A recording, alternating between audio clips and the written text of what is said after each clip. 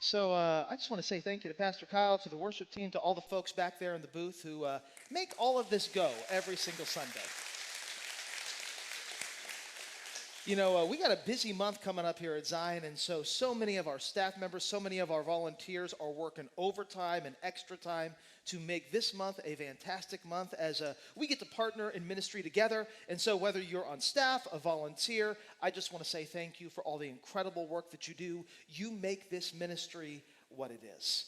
Let me kick off the message with a question. It's actually the question that we saw up there on the screen just a second ago. What is the best piece of financial advice that you have ever received? So when I was growing up, my parents gave me lots of different pieces of financial advice, but there was a piece of financial advice that I remember like a lot. In fact, I remember it to this day. It is not original to them. My guess is you've heard this piece of financial advice too, and it wasn't so much a piece of financial advice as it was a bit of a financial warning. Here was the warning that my parents gave me. They would say to me, "Zachary, you need to know something. There is no such thing as a free what? Lunch." Have you ever heard that piece of financial advice? Here's the idea behind that piece of financial advice. If something financially sounds too good to be true, it probably is. Because there are always hidden costs and latent costs that they're not going to tell you when they're trying to sell you on something, which is why there's no such thing really as a free lunch. So way back when Melody and I were getting ready to get married, Melody went to what was called a wedding fair. And a wedding fair is one of these events where like you go and you visit a bunch of different vendors, from flower vendors to people who sell dresses, to people who do receptions, to DJs, and you just see if you can get any ideas for your wedding. And so Melody goes there, and she doesn't buy anything, but about 2 weeks after she comes back from this particular wedding fair, we get a phone call from someone that she had visited with, a vendor that she had visited with at the wedding fair, saying, "Congratulations, you guys have just won a free vacation to the Caribbean." And I thought to myself, well, this sounds pretty amazing, but I was also a little bit skeptical because I knew my parents had beat it into my head that there was no such thing as a free lunch. But here's the thing, but both Melody and I, we were just starting out, and I was broke, and she was broke, and our parents, they didn't have a lot of money, and so for our honeymoon, we were just going to spend a couple of nights at a couple of bed and breakfasts, but I was thinking we could trade bed and breakfasts for a honeymoon to the Caribbean, so tell me more. And they say, well, you've won this trip. All you have to do is go to this presentation about healthy cooking. Okay, and I'm getting more and more skeptical. But I figure, you know what, it can't hurt. So I go to the presentation. It really wasn't about healthy cooking. It was actually about cookware. They were trying to sell me pots and pans and kettles and skillets. And it was all way out of my price range. I couldn't afford any of it. But at the end of the presentation, I politely sit and I politely listen. And I go up to the front and I say, okay, I listened to the presentation. Trip to the Caribbean. I got it coming to me. And they said, sure thing, no problem. Here's what they did. They handed me a voucher for a 3-night stay at a hotel, never heard of this hotel before, in the Caribbean. There were lots of blackout dates on it, and oh yeah, by the way, airfare, tax, and resort fees were not included. I'll give you one guess as to whether or not Melody and I ever went on that fabulous trip to the Caribbean. Because as it turns out, what my parents told me was true. There's no such thing as a free lunch. It was a pretty good piece of financial advice. So, this weekend at Zion, we're kicking off a brand new series. It's called Give, Save, Live. And for the next 3 weeks, we're going to be taking a look at just one piece of financial advice. And here's the thing. If you will take this piece of financial advice, it can actually save you a lot of financial heartache and heartbreak. It can give you more margin, more financial stability, and more financial peace. Here's the piece of financial advice. When it comes to your money, you want to give your money first, then you want to save some of your money second, and then you want to spend or live on whatever part and portion of your money is left. That's the financial advice. Give first, save second, live on what's left. Now, part of the reason this piece of financial advice has been kind of intriguing to me for a long time is because when it comes to 21st century American society, this is the exact inverse of how most people live financially, right?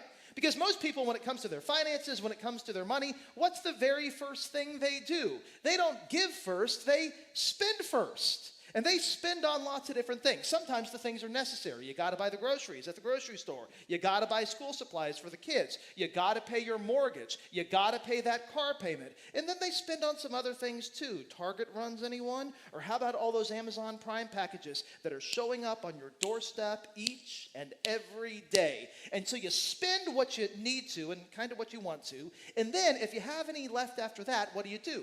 You save second. Because after all, you got to squirrel some of it away for a rainy day, the IRA, the 401k, maybe your kid's college fund. And then after that, if you have anything left, that is when you give. You give what's left. You put the 20 in the offering plate. You're watching TV and Sarah McLachlan comes on and sings "In the Arms of an Angel" with the sad dogs. Anybody remember that commercial? And your heart just breaks and you go, I got to give to the sad dogs if you have any left. Okay, this is the way that most people in 21st century American society live. Now, if you live this way, let me ask you a very simple question. How's that working out for you? How's that working out for you? I want to show you a chart. I saw this from CNBC the other day. It's about consumer debt in America, specifically credit card debt in America. So in 2022, at the beginning of the year, credit card debt in America was, just a little bit under $850 billion. By the end of 2023, so in just like a 2-year span, it had ballooned to over 1.1 trillion. Because this is what happens with so many people in America. When they spend first, here's what they're really doing. They're spending more than what they actually have in their bank account, and they just get further and further into debt.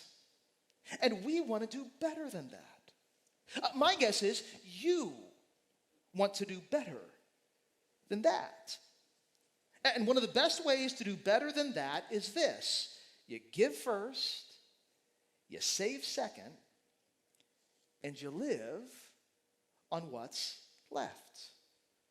That's what we're going to be talking about in this series. So this weekend, we're going to take the first part of that piece of financial advice, and today we're going to be talking about giving. What does it mean to give first? Now, let me just give you a little disclaimer right up front. I know talking about giving in church makes people a little bit uncomfortable, a little bit squirrely. So here's the reason I think it's important to talk about giving in church. Let me just do a quick survey here, okay? How many of you want to be considered to be selfish, stingy, and greedy people? Just raise your hand if you want to consider yourself to be selfish, stingy, and greedy. Anybody? Okay. How many of you would like to consider yourselves to be generous, gracious, and giving people? Raise your hand. Anybody? Okay. So here's the reason I'm talking about this. I'm just trying to help you do what you already want to, okay? I know you want to give, and so let's talk about it. Now, to get at this topic of giving, we're going to be taking a look at one of the most famous stories in the Bible about giving. In fact, my guess is, even if you didn't grow up in church and you don't know a lot about the Bible, you may have heard this story before. It's that famous. It comes to us from the Gospel of Mark, chapter 12. It's an episode from the life of Jesus where he sees somebody who gives in such a way that it just amazes him. Here's the story, Mark 12, beginning at verse 41. Jesus sat down opposite the place where the offerings were put, and he watched the crowd putting their money into the temple treasury. Now, I want to pause right there and set just a little bit of context here for you. As this story from Mark 12 opens, Jesus is at the temple in the city of Jerusalem. He's in the middle of a worship service, and it's offering time during the worship service at the temple in Jerusalem. Now, the way that this would have worked in this day is they wouldn't have passed the plate or passed the basket. Instead, there were actually these offering boxes up at the front of the temple where everybody would process and proceed up to, and they would put their offering in these boxes. boxes. Now, these offering boxes were kind of interesting because on the top of the offering boxes, there were these trumpet-shaped things. In fact, here's an artist's rendering of what this would have looked like. And these trumpet-shaped things were actually meant to be theft deterrent so that when you put your offering in, nobody could kind of reach down into the offering box and try to grab any offerings out. Now, in first century society, this was a cash-based society, right? You couldn't give on your phone back then. You couldn't write a check. You couldn't swipe a card. In fact, you couldn't even pay with like a dollar bill because all cash in first century society was coin-based, which meant that when everybody came up to the front of the temple to put their offering into these trumpet boxes, you know what the offerings were? Noisy. Because you would drop them in, and all of a sudden they start clanging and banging around there on the trumpet until they fell down into the bottom, into the offering box. Now, here's the reason I bring this up, kind of an aside. There's this one time in the Gospel of Matthew, chapter 6, where Jesus is talking about and he's teaching on giving. And he uses this very interesting phrase. He gives a very interesting warning in verse 2 when he says, when you give, don't announce it. And then look at the language that he uses with trumpets. Now, where does he get that picture from? He gets it from the offering boxes at the temple in Jerusalem. He says, listen, when you give, if you just want to make your offering as loud as you can so that everybody will see you and notice you and honor you, you're going to be a hypocrite. That's not the way I want you to give. Bragging about your giving is not the way that I want you to live. But that's precisely and exactly what's going on at the temple that day in Mark chapter 12. In fact, back to the story, Mark 12, verse 41, as Jesus is watching this offering portion of this worship service at the temple in Jerusalem, he sees that there are many rich people who throw in large amounts. But he not only sees them, he hears them. Because, they're coming up with big old vats of coins, dumping it into the trumpet. It's clanging and banging around. The place sounds like a Las Vegas casino and not a worship service at the temple in Jerusalem. But then, in the middle of all this clanging and banging with all of these coins, someone catches Jesus' attention. Verse 42. There's a poor widow who walks up to this offering box, and she puts in 2 small copper coins worth only a few cents. Now, got to do a little bit of technical work here with you. The New Testament, originally written in Greek, and I want you to pick up on this phrase, copper coins. In Greek, this is the word lepton. It's a Greek word that does literally mean small or thin, but it is also an official unit of currency from the ancient world. In fact, in archaeological digs, we have uncovered and discovered some leptons. And they really were tiny little coins. Here's the reason they were tiny little coins. In this day and age, money was based on weights. The value of money was based on how much metal was in the money. And so the more your money was worth, the bigger your coins would be. The less your money was worth, the smaller your coins would be. And leptons were like barely coins. They were shards. In fact, if you look at that picture, you'll notice how small those leptons look in that person's hand. And so here's this widow. And the only thing she has are a couple of little leptons, little tiny coins in very poor hands. And she walks up to the front in front of everybody and she drops them into a trumpet. And you know what they don't do? They don't make much of a sound. Whereas everybody else's offerings are clanging and banging, this woman's coins barely make a tinkle. And everybody around her begins to snicker. Because come on, at some point, why even bother, right? So one of my favorite things to do every once in a while is go to Sonic. Anybody else in here like Sonic? Okay, so my drink, just so you know, it's a diet strawberry limeade. It's delicious. I know it's fruity, but it's still really good. And we're kind of living in a tip-happy society. And so when I pull into the Sonic drive-in, I'll pay. And then there's this screen that pops up right there on the drive-in that says, would you like to leave a tip? And you can leave $1 or $2. Or one of the options they have is to keep the change where it just rounds up to the nearest dollar. And sometimes my drink is like $1.98. Now, if I just click, keep the change, right?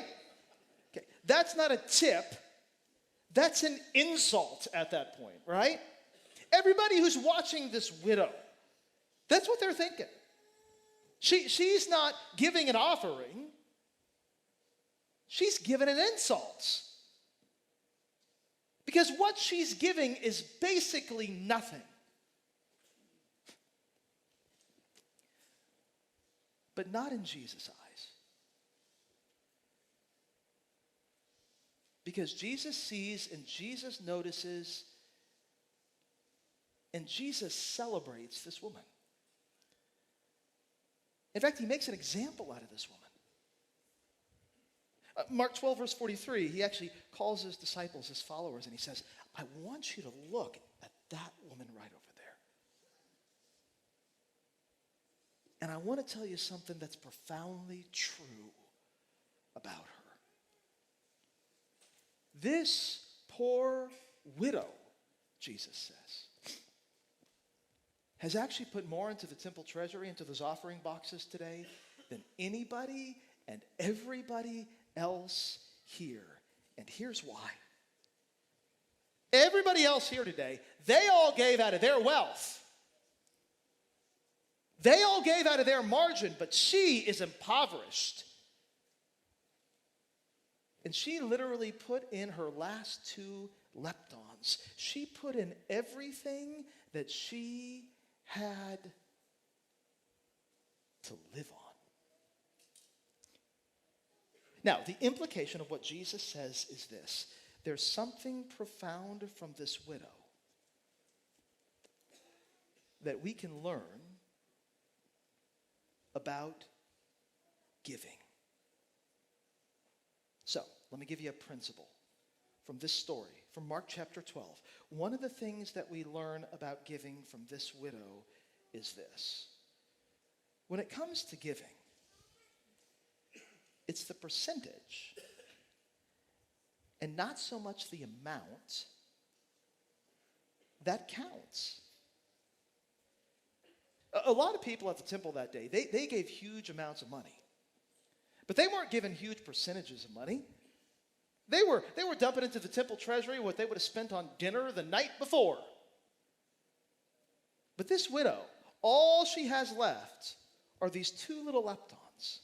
In fact, let me do a quick math quiz here with you. I don't think this will be hard. If all you have are 2 leptons, if that's the only money you have to your name, and you give 2 leptons, at what percentage rate are you giving? You are giving at what? 100%. And that's what captures Jesus' imagination. You know, the Bible for a long time has invited people to percentage giving. If you grew up in church, you may have heard of something called a tithe. Here's what a tithe is, just in case you don't know. It is the first 10% of whatever it is that we're making returned to the church for God and his work. I can still remember growing up, my dad used to give me $1 a week for an allowance. This was way before inflation, right? $1 a week. And here's the way he used to give it to me. It was 2 quarters and 5 dimes. And here's the reason he'd give it to me that way. I would have to take one of those dimes, the first of those dimes, and on church on Sunday, I would have to drop it into the offering plate. And then I'd have to take 2 more of those dimes, and I had a piggy bank, and I had to put them into the piggy bank because this was kind of the financial advice that my dad gave me. You give first, you save second, and then the remaining 70 cents, I could live large on 70 cents. I could buy so much candy in the 80s on 70 cents. It was to my delight, to my dentist horror, but it was delicious, and I loved it. Now I know what you're thinking, right? When it's $1, it's easy to do that, right? But when the stakes are higher, it gets a lot harder to live that way. It gets a lot harder to give that way. So back in the 5th century BC, the nation of Israel was going through a financially difficult and precarious time. The nation of Israel had just been ransacked and destroyed by not one, but two different empires. First, the empire of Assyria. They ransacked and destroyed the northern half of the nation of Israel. And then the empire of Babylon, after the Assyrians came, they came in and ransacked and destroyed the southern half of the nation of Israel. And so the people of Israel in the 5th century BC were struggling financially. In fact, they were trying to get back on their feet in the best ways that they could. They were doing some infrastructure projects to rebuild the capital city of Israel, the city of Jerusalem. And so there was this guy named Ezra, and he spearheads a project to rebuild the temple in Jerusalem. Here's the problem. The people of Israel, they didn't have a lot of money. And so they rebuilt the temple, but the new temple wasn't as nice as the old temple because they had to, cut some corners with the general contractor and the subcontractors, and everybody looks at it and goes, I remember the temple being bigger than that, and I remember the temple being better than that, and I remember the temple being nicer than that. But that's all they could do because they didn't have a lot of money to work with. And then after Ezra, there was this guy named Nehemiah, and he wants to build the wall around the city of Jerusalem because he doesn't want people to come in and ransack and destroy the nation and the people in the city. And so he spearheads this wall building project, but by the time he gets done with it, they are out of money to such a great extent that the wall building project looks like it's been pulled off by two of the three little pigs, all right? And not the pig who built with bricks. We're talking like straw and sticks, where any old empire could come in and just huff and puff and blow the whole wall in. And so the people of Israel, they're trying, but they're having a difficult time. And so they're looking for some, good financial advice. What do we do? How do we get more money? To build bigger and nicer things. To bring our nation back again. Well, what God does is he raises up this prophet. His name is Malachi. And he says, financially. Even though you're stressed and strained and strapped, here's the financial advice that I would give you. Malachi 3 verse 10. God says, give first. Bring a tithe. Bring a whole tithe. Not 3%, 5%, 7%. Like, go for the 10. Go for the 10%. And put it in a storehouse for me, that there may be food, that there may be resources in my house. Even though you're strapped and stressed and strained, I still want you to follow the advice, God says, and give first. Now, here's the thing.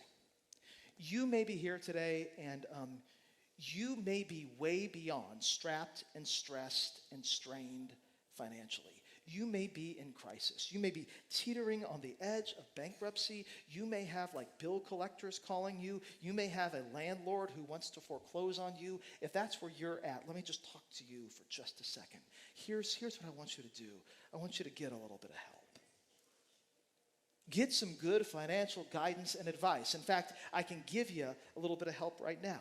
Right now at Zion at 9:30 in the Art and Science Room. If you don't know where it is, we can show you where it is. 9:30 Sunday mornings at Zion, we're hosting a study called the Treasure Principle. And it's just basic financial management principles. If you've kind of spent your way into major and massive debt and you don't even have two leptons to rub together, let's get you just a little bit of help and a little bit of guidance to help you. Now, for the rest of us, I want you to hear me clearly. Here's the reality, and this is challenging, but it's true. If we wait until we have no financial stress to give, do you know when we will begin to give? Never. Because come on. Who in here could use just a little more money? Anybody, right? Who in here could use just a few fewer bills? Anybody? That's God's point. is real. If you wait until you're no longer financially stressed to give, you're never going to give. So give now. And give first. In fact, it's at this point that I need to do just a little bit of family business. If you're a guest here this morning, I am so glad that you are here, and I want to talk to you in just a second. But I want to talk to you if you call Zion your church home. If you're a regular attender, if you're a member of Zion. This week, you're going to get a letter from me and from Pastor Kevin and from Pastor Kyle, and it's going to be all about something called Commitment Sunday. Now, this is a tradition that we started last year, and here's what Commitment Sunday is. It's going to be October 20th, so 2 Sundays from now, and on Commitment Sunday, we ask regular attenders, members of Zion, people who call Zion their church family and their church home, to basically pledge, to make a commitment as to how you're going to support this ministry for the coming year, for 2025. So, before the year even gets started, here's what I'm inviting you to do. I'm inviting you to think about how you're going to give first. That's the first thing we're called to think about. Now, here's part of the reason that we do this. We actually use the pledges that we receive to form the foundation of the budget that we're going to present in like a special voters meeting in the month of December, and we'll tell you more about it when it gets a little bit closer. And the reason that we need these pledges is because when it comes to creating a budget, here's what we don't want to do. We don't just want to pull numbers out of thin air. We don't just want to make things up. We want you to tell us what you plan to give so that together we can plan how we're going to do ministry together. And so, be looking for that letter, be looking for the pledge card. Join us for Commitment Sunday, October 20th. It's going to be a cool Sunday. We did it last year. If you weren't here, don't miss it this year. Now, back to you if you happen to be a guest. I want to talk to you for a second. You may have been invited, right, by like a friend who wanted you to come to their church, and now they're like slinking down in their chair, and you're slinking down in your chair because, you know, you both are thinking, out of all the Sundays I could have come to church, it's the Sunday where the pastor talks about what?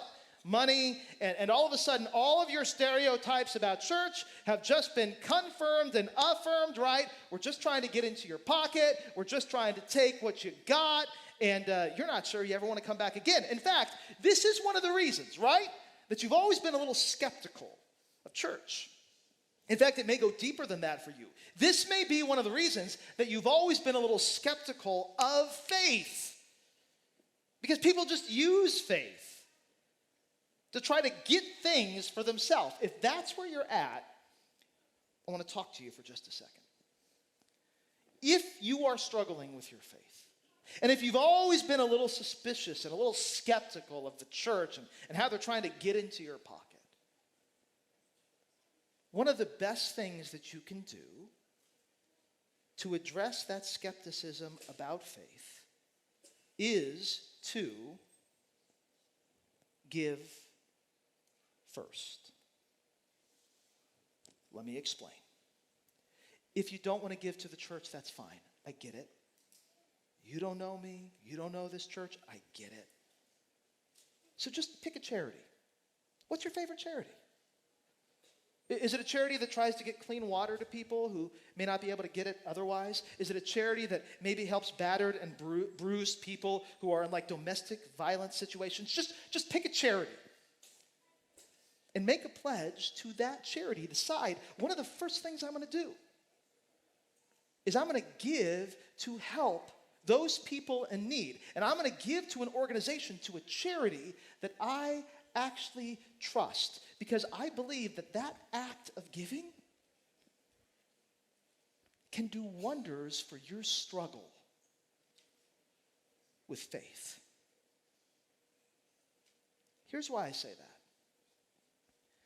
Giving, it turns out, is a test. But here's the cool thing about this test. It's not a test for you. It's actually a test of God. And it can be a test to help you discern and decipher whether or not he's there and if he even cares. So, right after God is talking to the people of Israel and the prophet Malachi, and he says, here's what I want you to do. I want you to give. I want you to give first. I want you to bring a tithe to my house. God follows that up in Malachi 3, verse 10 by saying, the reason I want you to give like this is because this is a test. It's not a test for you. It's a test of me, God says. I want you to test me in this. I want you to just give giving a chance and see if I won't show up. See if I won't throw open the floodgates of heaven and pour out so much blessing that there will not be room enough to store it. When you give, see if you don't notice my blessing. Now, I need to make something very, very clear here. Here's what God is not saying. He's not saying you give $1 to your favorite charity and God is going to give you $10 back, okay? Notice. God doesn't specify precisely what the blessing is in Malachi 3, verse 10. And there's a reason he doesn't specify precisely what the blessing is. It's because God gets to choose what blessing he gives. You do not. And here's what I know about God. He tends to kind of specialize in non-tangible, non-fungible blessings. The blessings that he gives, more often than not,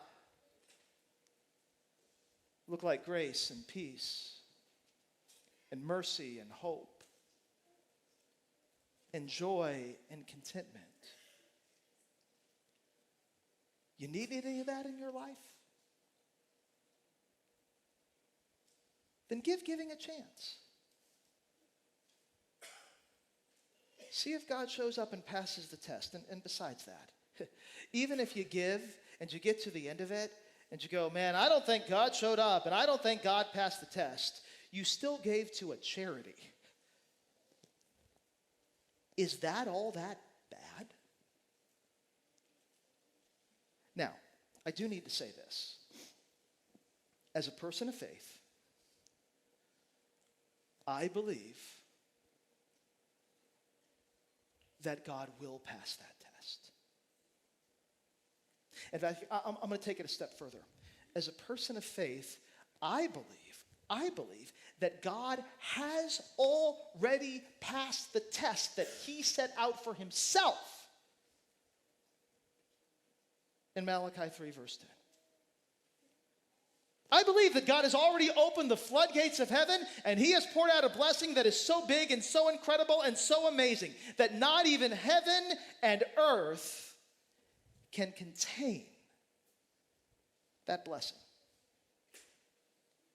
Back to what Jesus says. Back to what Jesus says in Mark 12.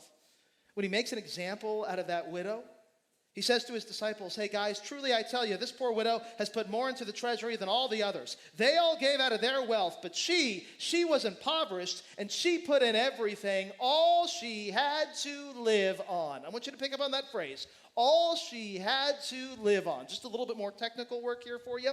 In Greek, there's no preposition at the end of that phrase. There's no word on. And that verb, live, in Greek, is actually a noun. A more wooden way to translate this straight out of the Greek would be when this widow gave, she didn't just give all she had to live on, she gave all her life. She gave her whole life. It wasn't just money that she gave at the temple that day. She gave her life away. And 2,000 years later, we're still talking about this woman. Because that's the difference that giving can make. 2 chapters before this story in Mark 12, Jesus is talking to his disciples.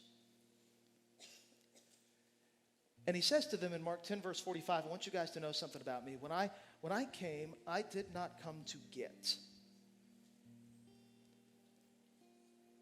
I did not come to be served.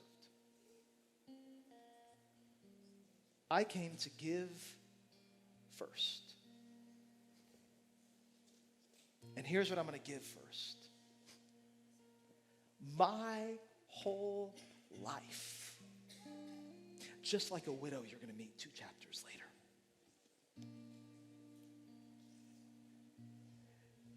And 2,000 years later, we're still worshiping this man. Because that's the difference that giving can make.